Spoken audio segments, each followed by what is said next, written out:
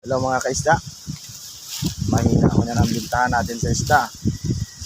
Marami pa tayong mga tira-tira. Ano?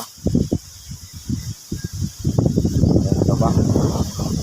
Kaya mag-yelo tayo kasi mahina yung binta ngayon.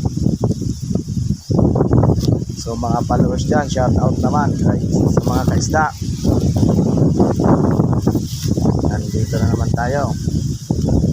Mamayang hapon naman tayo magtinda